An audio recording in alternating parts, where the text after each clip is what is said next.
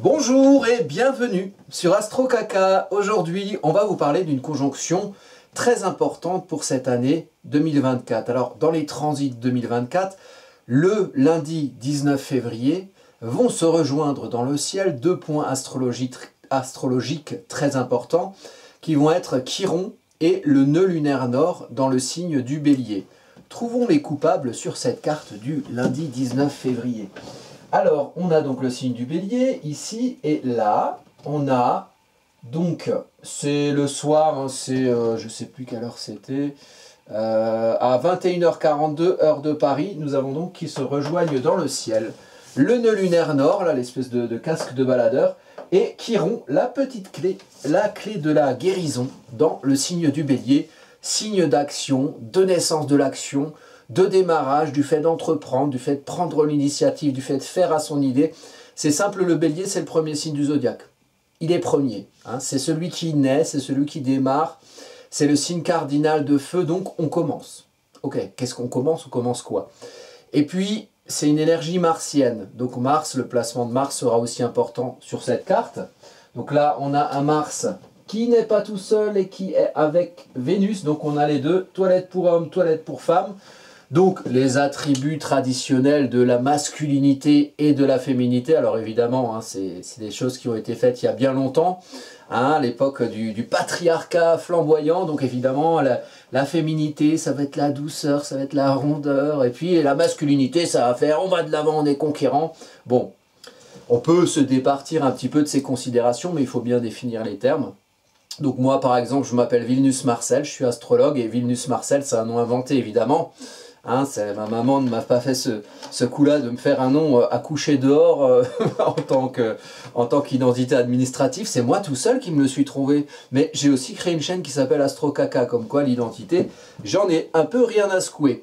Et donc Vilnus Marcel, c'est il dans Vénus et c'est elle dans Mars. J'ai voulu mélanger tout ça, ça correspond un petit peu à mon thème avec Mars en signe vénusien et puis Vénus qui est assez, j'allais dire, martinisée ou martyrisée. Enfin bref, il y a du Vénus et du Mars aussi. Et ici on a les deux, Vénus et Mars. Et donc c'est dans un thème, quand vous avez Vénus et Mars, c'est la subjectivité. Vénus j'aime, je valorise. Mars, le mouvement, l'action, on y va, on agit. Et donc les deux ensemble, c'est la subjectivité. C'est un trait de caractère. Vous pouvez voir le caractère d'une personne, enfin, on va dire d'une manière généraliste, en regardant Vénus et Mars sur le thème. Sur cette ambiance du 19 février et cette ambiance due à la conjonction du nœud lunaire nord et de Chiron, ben on a Vénus et Mars. Donc Mars qui va maîtriser, donc qui va être en lien du signe du Verseau avec cette conjonction de lunaire nord Chiron. Donc Mars-Vénus, c'est j'aime agir, j'agis en fonction de ce que j'aime. Donc il y a un petit côté passionné. Hein. On retrouve ça par exemple chez les Vénus en signe de feu, Vénus en Bélier, Vénus en Sagittaire, Vénus en Lion par exemple. Et puis dans toutes les conjonctions Vénus-Mars, il y a un côté passionné. Alors là, ici, c'est en Verseau. Bon, c'est... On va dire, alors le Verseau c'est un signe d'air. Mars c'est une planète de feu, donc l'air et le feu c'est plutôt en élément, c'est plutôt pas mal, c'est plutôt extériorisé.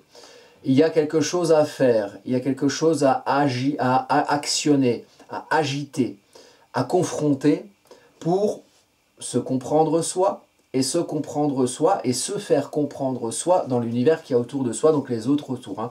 Le Verseau, c'est un signe social, soi parmi les autres. Donc, qui je suis moi, parmi les autres autour de moi, comment je me comprends en tant qu'individualité, donc différemment de tous les autres autour, que je vais aussi peut-être comprendre eux-mêmes en tant qu'individualité, mais en tant qu'individualité qui se structure ensemble, qui interagissent. Et qu'est-ce que je fais moi, finalement, pour activer qui je suis dans l'autour, parce que je comprends qui je suis et parce que je comprends devoir agir pour faire valoir qui je suis. Ça, c'est Mars en Verseau, à côté de Vénus. Donc, il y a un côté valorisant dans le fait d'agir, le fait d'activer, le fait d'entreprendre, le fait de commencer, le fait de démarrer. On a donc le sujet ici, qui est maîtrisé par Mars et Vénus en Verseau. Donc là, on va être ici à 3 degrés, 5 degrés, donc on va être du côté de la maison 4. Donc on est dans ses bases, on est dans son QG, on est amené à peut-être comprendre qui on est au milieu de tout le reste. Et peut-être que dans tout le reste, eh ben, il y a son chez-soi, les gens qui y habitent, peut-être les gens qui ont habité dans toute son histoire dans notre chez-nous, c'est-à-dire ben, on a un cocon d'origine, la maison 4 c'est le cocon, le foyer, la famille. Donc on a les parents, les frères et sœurs dans le cocon d'origine, et puis à un moment donné, ben, on est devenu adulte et on a peut-être fondé son propre cocon, donc il va y avoir peut-être ses enfants à soi, ou il y aura son chat, son chien, tout ce qui est chez vous, et qui est autour de vous dans votre vie intime. Et donc c'est de chez soi, que ce soit dans l'enfance où on construit, on développe son émotionnel, le sens qu'on donne aux choses, et quand on est adulte aussi, on continue de chez soi à mûrir. Vous voyez, vous pensez à votre vie de chez vous. Voilà, vous mûrissez le sens que vous donnez à ce qui va irradier au dehors. Mais le fait de pouvoir se poser, le fait de pouvoir avoir un toit sur la tête, le fait de pouvoir avoir une ambiance affective autant que faire se peut, sereine ou confortable, ça permet de... Vous voyez, c'est ça.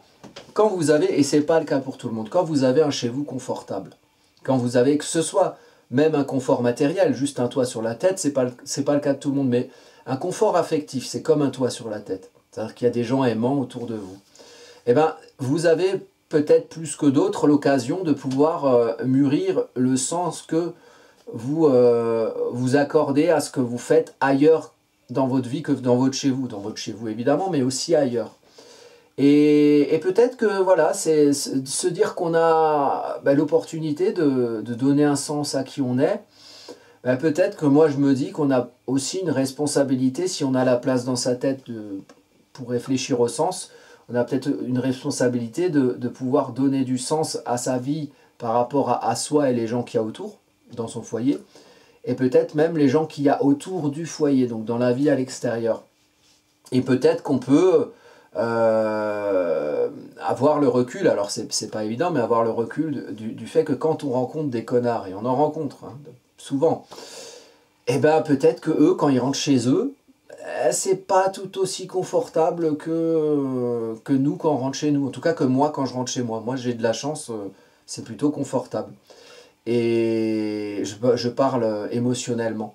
Et quand je rentre chez moi, ben, je peux voilà, me sécuriser dans un cocon. Et peut-être que quand on n'a pas ça, eh ben on peut être moins, on peut avoir une assise moins confortable au niveau des émotions, et du coup, on va faire ressortir son émotionnel d'une autre manière, d'une manière plus irritable, et du coup, bon, il faut toujours se dire que ces gens-là qu'on peut rencontrer sont des gens qui nous font travailler. Et c'est des gens qui n'ont pas une assise assez confortable chez eux pour pouvoir travailler eux-mêmes sur leurs propres émotions. Alors tant qu'à faire, la nature étant bien faite et ayant horreur du vide, ils font travailler les autres voilà, par leur rencontre et par le fait qu'ils puissent semer leur petite merde voilà, en agaçant, en irritant, en confrontant peut-être. Et il y a ce côté-là, moi, que je ressens. En tout cas, disons qu'il y a quelque chose de l'ordre de la subjectivité dans cette énergie-là. C'est qui je suis, qu'est-ce que j'aime faire, comment je me valorise par l'action, et comment tout ça est source de transformation plutonienne. Donc, quelque part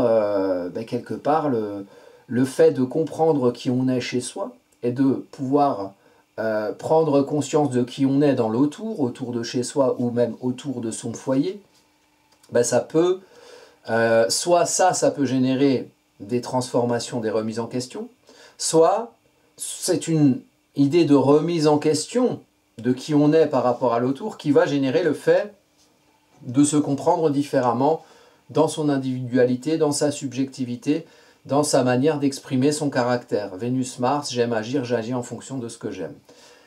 Ici, on est dans l'ordre d'une maîtrise d'un sujet. Le sujet, nœud lunaire nord, Chiron ici, en maison 7, sur ce thème-là. Alors, ici, il s'agit... Le nœud lunaire nord, c'est depuis juillet 2023. Je crois que c'était le 17 juillet 2023 de mémoire. Le nœud lunaire nord est passé en bélier. Il était avant en taureau, hein, donc il fait le sens inverse. Le nœud lunaire nord, la planète, elle monte dans ce sens-là, et le nœud lunaire nord, il descend comme ça. Et donc il fait les signes au sens inverse, taureau, bélier, la prochaine, et il sera en poisson, je crois que c'est en janvier 2025. Bon. Le nœud lunaire nord, donc c'est notre destin karmique à tous. Et aux personnes qui vont naître dans cette période-là, donc entre juillet 2023 et janvier 2025. Le nœud lunaire nord, il est toujours 1 an et demi dans chaque signe. Le destin karmique collectif nous amène au bélier, donc nous amène à agir, donc nous amène à nous confronter, donc nous amène à démarrer, à commencer à initier des choses. Alors vous, dans votre thème à vous, vous allez regarder dans quelle maison se trouve le bélier. Et est-ce que vous avez des planètes en bélier? Auquel cas, vous serez concerné par cette conjonction, d'autant plus si les planètes que vous avez en bélier se rapprochent de 16 degrés 45.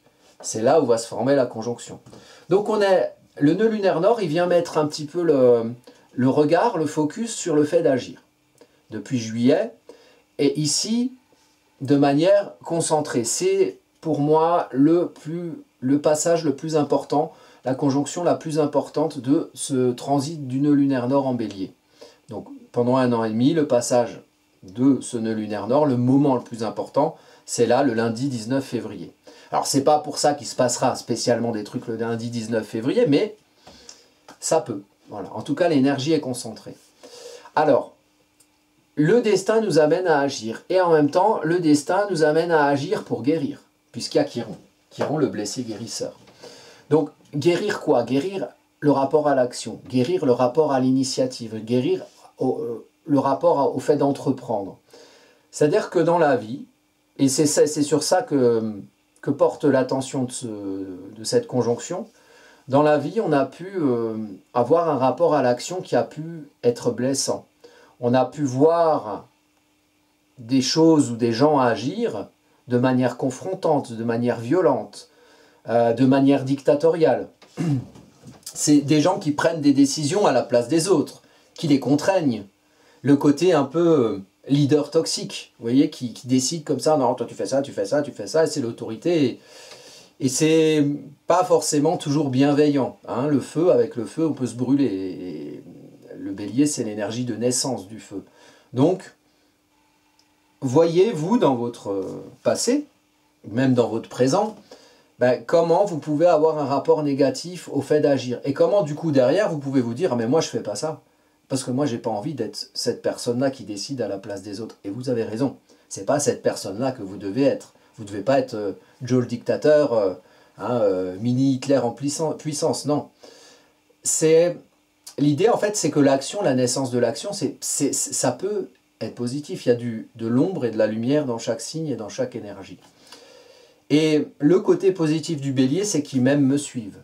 J'entreprends des choses, et en entreprenant des choses, en faisant, en activant, eh ben je peux inspirer. Je peux m'inspirer, puisque je fais en fonction de ce en quoi je crois. C'est pour ça que le poisson est avant le bélier. C'est la gestation, le poisson avant le bélier, le signe des poissons avant le bélier. Donc c'est mûrir le sens, donc le sens des inspirations, de ce à quoi on aspire, des croyances, de ce qu'on a envie de faire, du fond de ce qu'on veut faire, et ensuite accoucher de l'action en bélier. Et donc ça c'est quelque chose de positif dans l'action si c'est connecté au sens, si c'est connecté à votre sens à vous, et pas une espèce de photocopie des atmosphères émotionnelles dans lesquelles vous êtes lové, et puis bon vous suivez parce que c'est comme ça, parce que tout le monde il a dit, et voilà, là du coup on est dans l'univers des conditionnements culturels, socio-éducationnels. Non, on y va, on fait. On fait parce que ça correspond à quelque chose qu'on a envie de faire. Et puis, le fait de faire, ça peut inspirer d'autres. C'est pour ça que le bélier est un bélier. Et le bélier, il a des moutons qui le suivent. Alors, évidemment, si le bélier il pense des moutons qui le suivent que ce sont des moutons, peut-être qu'il va s'autoriser à agir à leur place, à leur donner des ordres et tout ça. Bon. Mais voyez le côté inspirant du truc, c'est-à-dire qu'en fait, quand vous faites quelque chose, quand vous entreprenez, comme dirait l'autre, quand vous êtes le premier de cordée, eh ben les autres, ils vont vous voir, ouais, c'est cool ce qu'il fait. Ah ouais, je vais le suivre avec, puis je vais peut-être aider, je vais peut-être faire des choses, voilà, je vais peut-être œuvrer à ce qu'il active, à ce qu'il entreprend. Donc c'est qui même me suivent. Ça, c'est le côté cool du bélier. Qui même me suivent. On a besoin de béliers. On a besoin de gens qui font. On a besoin de gens qui font avant les autres parce que il faut bien qu'il y en ait qui démarrent. Et on ne peut pas tous démarrer en même temps. Si on démarre tous en même temps, il va y avoir un bouchon. et puis après, il y a besoin d'autres énergies que ça. Mais là, dans cette période, donc du 19 février et autour, hein, début 2024, il y a quelque chose à activer. Peut-être derrière, si on suit les transits, entre le 19 février et le 21 avril, quand vont se rejoindre Uranus et Jupiter à 21,50 degrés du Taureau, donc là pareil, regardez ce que vous avez à 21,50 degrés du Taureau, ou même, ici par exemple, on est à 16,45 du Bélier, regardez ce que vous avez entre 16, on va dire entre 15 et 18 degrés de chaque signe, auquel cas il y aura peut-être un aspect avec ce qu'il y a en Bélier. Donc ce sera plutôt confrontant si c'est du Capricorne ou du Cancer, ça fera un carré, mais ce sera plutôt encourageant si c'est en Lion ou si c'est en Sagittaire. Donc, il y a quelque chose à guérir du rapport à l'action, pour faire la paix avec le rapport à l'action, et puis guérir, et puis peut-être aider des gens à se sortir les doigts du cul, et à agir, enfin, pour qu'ils fassent des choses qui leur ressemblent, qu'ils fassent des choses qui soient connectées aux poissons avant, qui soient connectées à leurs croyances, à leurs inspirations. Peut-être qu'en le faisant vous, vous allez en inspirer d'autres. Et peut-être que si tout le monde est inspiré par ce qu'il fait, et si tout le monde, ou le plus de gens possible, n'agissent plus sous la contrainte, mais parce qu'ils font des choses qu'ils ont envie de faire, peut-être qu'on vivra dans un monde plus sympa, où on rencontrera moins de connards, vous voyez, qui sont, peut-être que alors c'est facile à dire, hein, on a des circonstances de vie qui font que, mais peut-être que pour se trouver un confort émotionnel chez soi et se comprendre dans qui on est, dans sa particularité, dans sa subjectivité, peut-être qu'il y a quelque chose à activer par nous-mêmes. Voilà. Peut-être que, en fait, si on attend d'autres qui fassent à notre place alors qu'ils en ont quelque part rien à foutre de qui on est en vrai parce qu'ils ont déjà leur vie dont ils doivent s'occuper, peut-être qu'on pourra œuvrer à faire des choses qui nous correspondent. En tout cas, l'idée ici, c'est de guérir le rapport à l'action. Alors, dans le contexte historico-socio-politique, il y a des choses que ça amène, ça. Alors, ici, vous voyez, par exemple, c'est un bélier en maison 7. Donc, maison 7, c'est la maison du relationnel. Relation aux autres, relation à l'autre, qu'est-ce que vous faites avec les autres? Et comment, éventuellement, vous arrivez à prendre l'initiative, à décider de trucs. À dire, viens, on fait ça. Je prends l'initiative, viens, on va en vacances. Ben, je n'avais pas prévu d'aller en vacances, moi. Si, viens, on y va. Je te propose ça. Ça va t'inspirer ou pas. Hein, on n'est pas obligé de... Voilà, on va pas, après l'idée, c'est de ne pas l'obliger à partir en vacances. Il veut pas, il veut pas. On part tout seul, alors. Mais, ou on part pas, on part à un autre moment. Mais l'idée, c'est d'imposer... Si, quelque part, d'imposer le fait que vous compreniez quelque chose que vous êtes, que vous avez envie de transformer la vision de ce que vous êtes, la compréhension de ce que vous êtes parmi autour, et que peut-être que vous avez envie de vous comprendre en décidant plus, et en faisant plus valoir votre subjectivité, votre passion, j'aime agir, j'agis en fonction de ce que j'aime, dans ce qui diffuse de vous l'ascendant apprentissage du moi, descendant apprentissage du nous. Maison 1, qui je suis, mon identité, maison 7, qui je suis parmi les autres. Et bien là, c'est une énergie qui vous amène à être parmi les autres, celui qui décide et celui qui entreprend. Très très dynamique comme aspect. Et donc, le destin, sur cette période-là, vous amène, vous, dans votre vie personnelle, à aller de l'avant, agir initié dans ce que vous faites avec l'autre, avec les autres. Même dans le travail, ça peut être le contrat, les associés, les partenaires. La maison 7, le descendant. L'apprentissage du nous, là où l'ascendant est l'apprentissage du moi. La relation aux autres, là où la maison 1, c'est qu'est-ce qu'on représente en tant que soi. Et la maison 1 rentre dans la maison 7 en disant, je représente en tant que moi-même, je représente la balance, j'apprends la balance, j'apprends à rééquilibrer les choses, j'apprends à faire d'une inéquité quelque chose d'équitable, d'une injustice quelque chose de juste dans le rapport au relationnel. Donc l'équilibre, c'est vous. L'équilibre, c'est vous, c'est le moi. Il faut apprendre à faire respecter votre équilibre, votre propre jauge équilibrante entre les plateaux du moi et du nous. Donc dans la construction du moi, ici, dans la construction identitaire de cette carte-là, donc dans l'ambiance de ce début 2024, notamment pour le 19 février, mais moi je le mets bien de février même jusqu'à avril, la grande conjonction de Jupiter-Uranus en taureau, il y a quelque chose à... Vous êtes le facteur équilibre. Vous décidez, voilà, je vais appuyer un peu sur le moi, j'appuie un peu sur le nous. Et c'est vous qui gérez ça, qui gérez cet équilibre. S'il y a l'ascendant, c'est qu'il faut apprendre. S'il faut apprendre, c'est qu'au départ, c'est pas forcément équilibré. Et l'équilibre se fait comment? En agissant, en activant, en prenant l'initiative, en entreprenant dans ce que vous faites avec les autres. Pour faire valoir quoi? Qui vous êtes parmi les autres et comment vous transformez Pluton, remettre en cause, comment vous remettez en cause finalement la compréhension de ce que vous avez, de votre particularité, de votre subjectivité, de votre caractère, de ce que vous avez envie de faire et de ce que vous avez envie finalement de comprendre et de faire valoir à l'entourage autour de vous, dans la vie relationnelle, et ce qui peut émaner ou irradier peut-être au-delà. Ça, c'est l'ambiance. Donc il y a quelque chose qui est très... Voilà. Il y en a marre de rien foutre, il y en a marre que les autres décident à ma place, on va rééquilibrer les choses, on va remettre les choses d'équerre. Ok, l'ambiance m'amène à décider par moi-même. Et à décider par moi-même parce que je comprends qui je suis de chez moi, dans mon intime, et qu'est-ce que j'ai envie de véhiculer de qui je suis et de ce que j'ai compris de moi, à l'autre, vers l'autre, dans le champ relationnel. Donc pour le contexte historico-socio-politique, on va s'amuser, puisque cette conjonction-là, donc là, si vous voulez, j'ai fait un truc très vie intime, chez vous, comment ça se passe pour vous. Donc vous regardez ce que vous avez en bélier aux alentours de 16-18 degrés, vous regardez ce que vous avez éventuellement en balance, 8 degrés de la balance, l'ascendant, et puis l'ascendant et le descendant, les 2 mètres sont ici. Donc vous regardez aussi ce que vous avez aux alentours de 3 degrés, 5 degrés du Verseau. Et éventuellement avec Pluton, 0 degré du Verseau de toute manière. Donc ce que vous avez en début Verseau. Et là, vous juxtaposez avec vos maisons. Qu'est-ce que vous avez comme maison en début Verseau, en milieu Bélier ou en milieu Balance ou début Balance. Voilà. Vous avez quoi comme maison ici? Et donc ça va... L'énergie que je décris ici, qui est pour tout le monde, vous la juxtaposez au domaine de maison que vous avez vous. Et peut-être que ce sera coloré par des énergies de planètes. Par exemple, cet ascendant, je vous fais l'exemple sur mon thème. Cet ascendant, je sais qu'il est à 1 degré de mon ascendant à moi.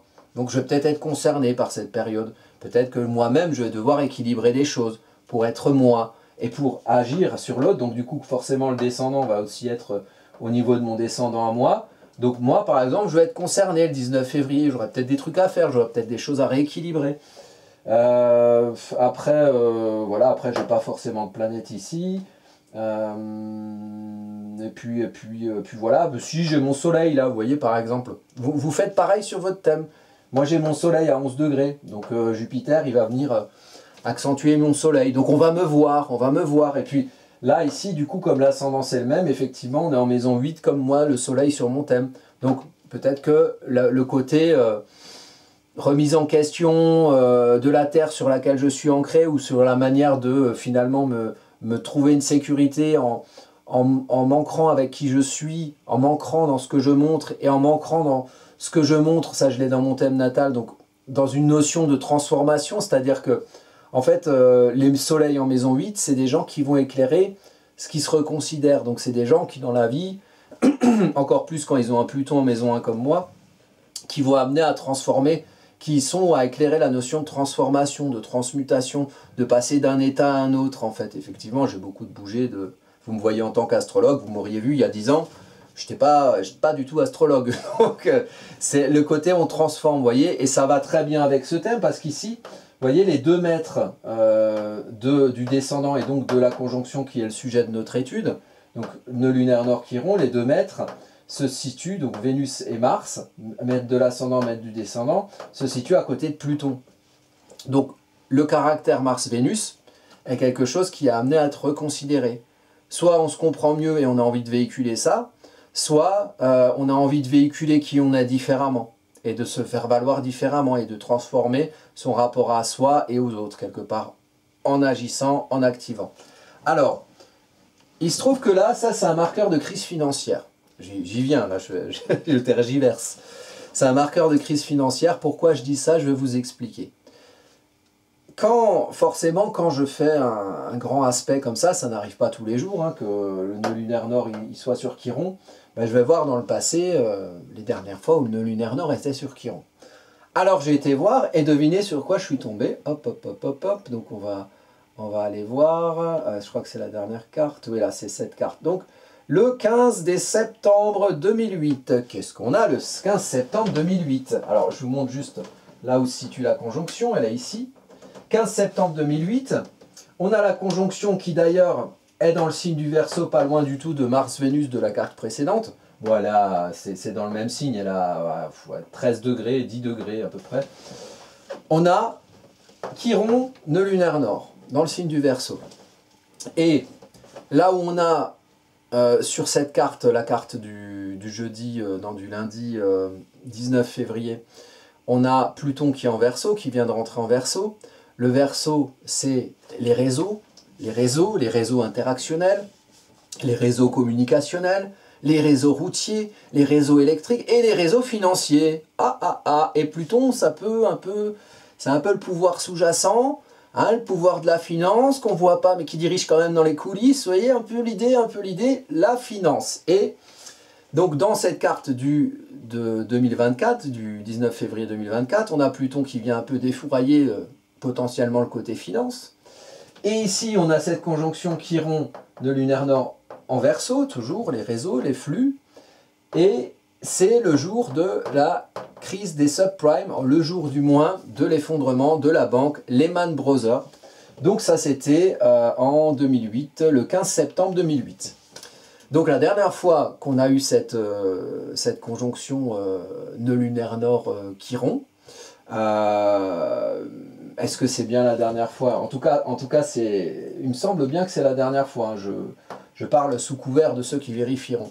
Mais en tout cas, c'est une dernière fois marquante puisque c'est un moment de crise financière. Alors moi, je me suis dit, tiens, bon, c'est pas parce qu'il y a le même aspect que c'est forcément la crise financière qui va se répéter. Alors j'ai été plus loin.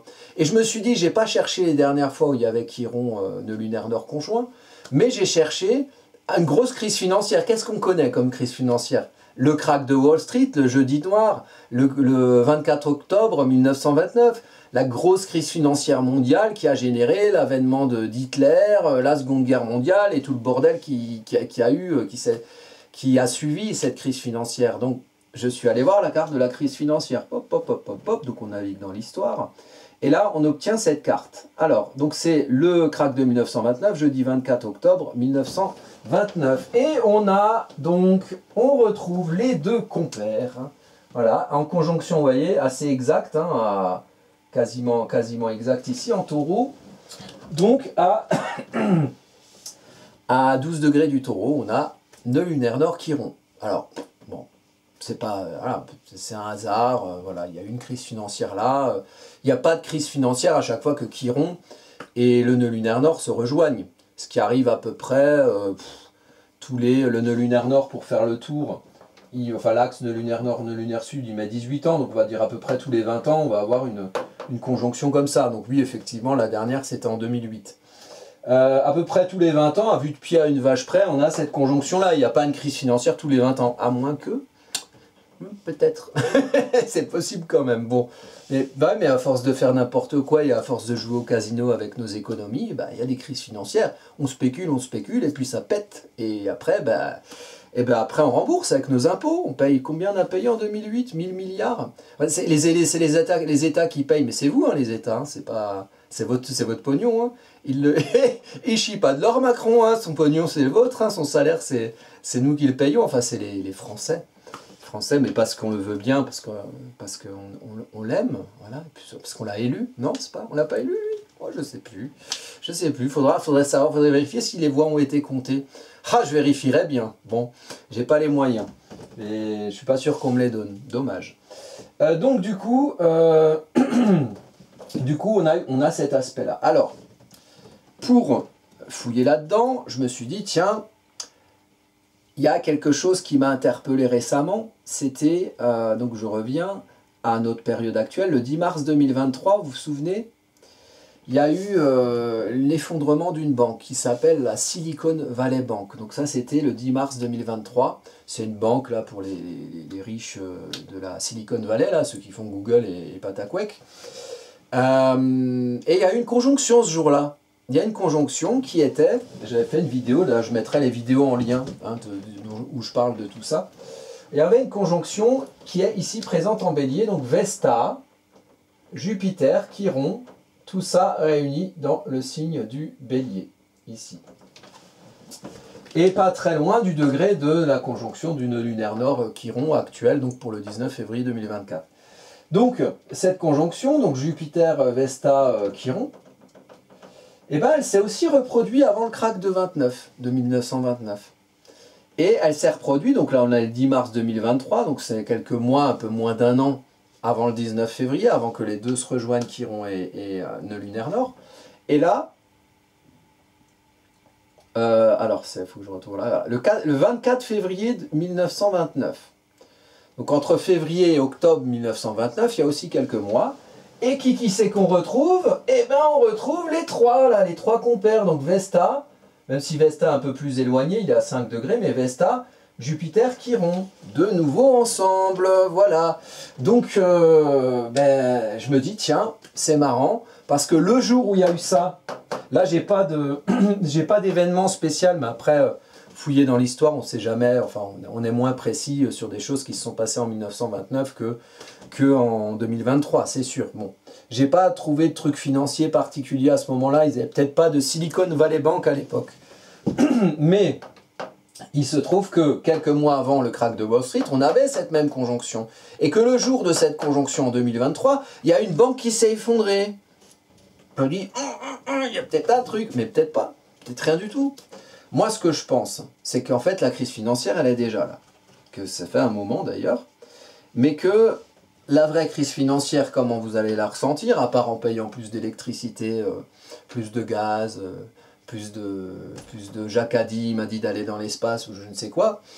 Voilà, tant que vous n'en serez pas rendu compte, ce ne sera pas la panique. Et c'est la panique qui va créer tout le bordel. Après, moi, je n'ai pas de conseils à vous donner. Hein. L'argent, si ça ne vaut plus rien, ça ne vaut plus rien. Vous pouvez dégager des banques ou pas. Je ne suis pas sûr que ça change grand-chose. Hein. Et puis, si vous voulez investir dans l'or, je ne suis pas sûr que le jour où en fait, on revienne à des valeurs réelles, c'est-à-dire qu'en fait, l'or, ça ne se mange pas, ni les billets de banque. Et ça ne crée pas son chauffage, ça ne construit pas des maisons.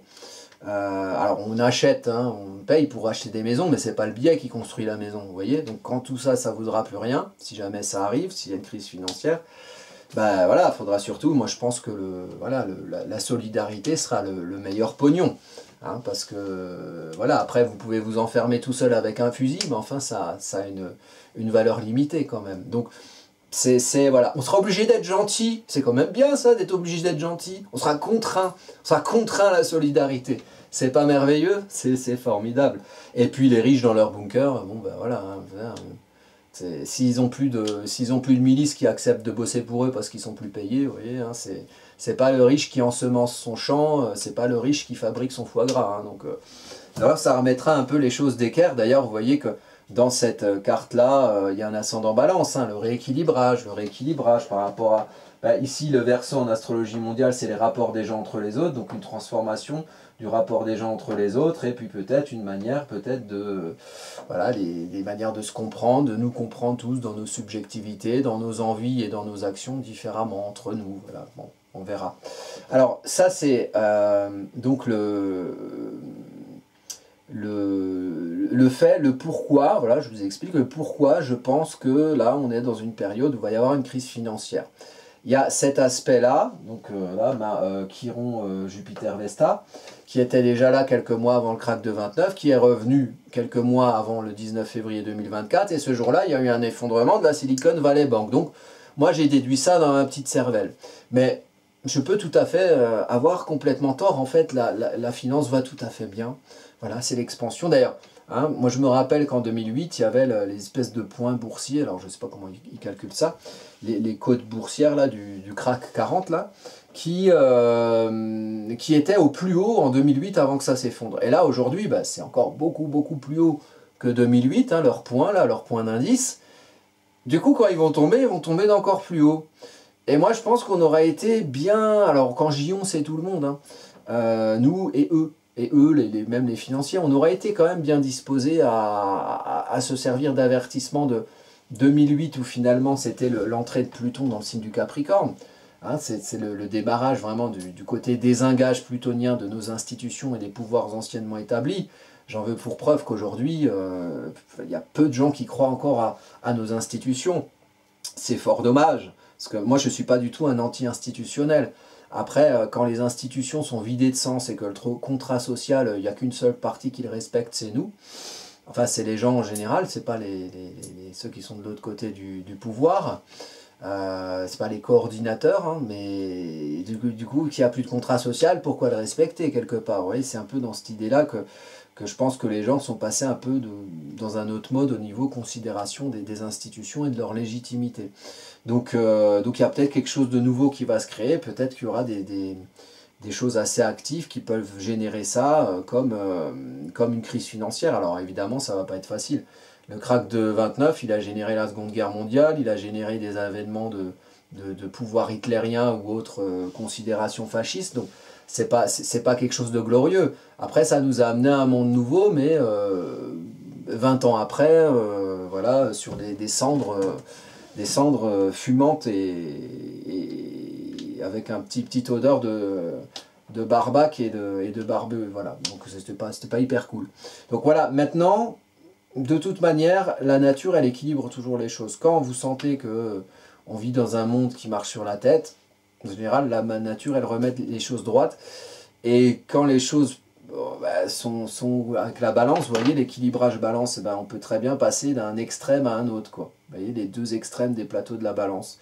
Et dans le mouvement, la balance, elle est un peu déstabilisée, quoi. Donc, on peut vivre un de ces moments-là. Moi, je pense que, en tout cas, astrologiquement, il y a un grand virage entre 2020 et les grandes conjonctions des planètes Pluton et les planètes sociales Jupiter et Saturne en Capricorne. Ça nous a fait le Covid et Pataquec, tout ce qui s'en est suivi. Et en fait, en 2026, il y a une autre grande conjonction. C'est un triangle mineur qui va se faire entre, je vais vous remettre la carte de l'actuelle, une autre conjonction qui va se faire entre Pluton qui sera en Verseau, Saturne qui va rejoindre Neptune en Bélier, et Uranus qui va être en Gémeaux. Et les trois, ils vont former un triangle mineur, donc sur Neptune-Saturne, sextile à Uranus, sextile à Pluton. Ça va former un truc assez air et feu, hein, Bélier, Gémeaux, Verseau, assez extériorisé, et je pense que là on sera à une fin de virage, c'est vers février 2026. Moi je pense que là on sera, voilà, c'est un virage, hein, le principe c'est on tourne. Là on est dans le virage, hein, donc il faut apprendre à tourner, s'il y a un virage c'est qu'on va tout droit, on se prend le mur, donc voilà, il faut savoir de quel côté tourner, donc il y a des choses qui changent, et après on reprend droit, hein, sur la route jusqu'au prochain virage astrologique qui arrivera plus tard. Mais là, dans ces moments où finalement on doit tourner le volant dans le virage dans lequel nous sommes, il y a notamment astrologiquement parlant ce 19 février 2024 avec la conjonction Chiron, nœud lunaire nord. Moi je dis crise financière, après il y a d'autres marqueurs, vous voyez là, la lune elle est en cancer, ça c'est pour le 19 février 2024. Si on regarde le krach de Wall Street, on a aussi une lune en cancer à côté de Pluton aussi, la finance, vous voyez. Donc il y a quelques marqueurs, je ne peux pas tous vous les faire. Mais il y en a plusieurs, il y a plusieurs marqueurs, là je vous ai donné les plus marquants, les plus importants, mais bon, il y a peut-être quelque chose qui va se passer à ce niveau-là. Donc on verra ce que ça donne prochainement dans nos aventures collectives Verseau. Et là, disons que le nœud lunaire nord nous guide à l'action, et nous guide à la guérison de notre rapport à l'action, en rééquilibrant au nom de ce qu'on est et au nom de ce qu'on comprend de nous et qu'on a envie éventuellement de diffuser dans l'autour. Donc quelque chose qui change, voilà, un équilibre qui change, un rapport à nous-mêmes qui change, une compréhension à nous-mêmes qui change, et peut-être une manière de diffuser qui nous sommes, qui va se transformer, voilà. Eh bien écoutez, je vous remercie de votre attention. Alors si jamais petit encart personnel, c'est par rapport à mon boulot d'astrologue, parce qu'il y a beaucoup de gens qui regardent les vidéos, qui me commandent des thèmes ensemble de plus en plus, et je vous en remercie. Là c'est le site AstroCaca si vous voulez commander. Alors si vous faites une révolution solaire, c'est pas grave si vous avez la révolution solaire 15 jours après votre anniversaire, hein, voilà, vous ferez ça concernera les 15 jours avant, voilà, peut-être qu'il sera passé des choses, et vous pourrez voir l'étude ce que j'ai indiqué sur l'étude par rapport à ça. Mais commandez, prenez là, il faut 20 jours, 30 jours en ce moment pour que je puisse arriver à votre commande, parce que j'en ai plein. Donc voilà, anticipez si jamais vous avez un cadeau d'anniversaire à faire, ça arrive assez souvent, ou voilà, quelque chose qui doit être daté, anticipez-le au moins un mois à l'avance, parce que bah, moi, si vous me donnez la commande la veille du jour où je dois l'envoyer, ça va être un peu compliqué. Donc voilà, petite considération d'usage, comme on dit. Alors sinon, ben, je reste à votre écoute hein, pour les cours en astro, là, c'est sympa en ce moment ce qu'on fait. Donc il y a des cours, ils sont où les cours, ils sont, consultation, voilà. Les cours, je donne des cours, il y a une quinzaine de cours en ligne, c'est pas très cher, 25 balles. Les consultations, donc ça c'est toujours, voilà, il y a un calendrier, vous pouvez réserver un créneau voilà, pour me voir en vrai, et puis qu'on parle d'astro, et puis surtout de votre astro. Et puis voilà mes prestations qui sont ici. Donc vous êtes les bienvenus. Je vous remercie en tout cas de... Et si vous voulez pas payer des trucs, l'astrologie c'est gratuit sur Astro Kaka. Il n'y a rien à payer, mais il faut se faire chier à regarder des vidéos et regarder ma gueule pendant 40 minutes. Voilà, c'est tout l'inconvénient. Mais c'est possible d'apprendre ici, comme sur plein d'autres chaînes d'astro. Et même si vous apprenez l'astro, faire un thème c'est bien. Faire chez moi c'est très bien, mais vous pouvez aussi le faire chez d'autres astrologues. Il y a quand même de bons astrologues, on a cette chance-là sur YouTube ou sur Internet. Il y a des connards aussi, mais la plupart du temps, moi j'aime bien, donc je suis assez, voilà, n'hésitez pas, c'est ça, je suis pas en train, voilà, le problème c'est que ça coûte du pognon, parce que ça demande plein de temps à faire. Mais si, il y a la possibilité que ça vous coûte que dalle, si vous regardez des vidéos, que vous apprenez à le faire vous-même. J'ai toujours tendance à dire, n'importe quel con peut faire de l'astrologie, moi j'en fais. Et c'est juste une question de, bah, il faut du temps, comme quand on apprend un instrument de musique. Le support astrologique, il faut du temps, il faut s'exercer tous les jours, régulièrement. Il ne faut pas ne pas en faire un mois et puis revenir, et puis ne pas en faire 2 mois et revenir. C'est un truc, voilà, si vraiment ça vous passionne, moi je vous encourage. Et puis si vous avez des petites questions par rapport à votre apprentissage d'astro, sur commentaire YouTube, sur l'adresse mail qui s'affiche en bas là, dans les liens de la vidéo, n'hésitez pas à me contacter, moi ça me fait toujours plaisir de parler d'astrologie de toute manière. Voilà, je vous dis à bientôt.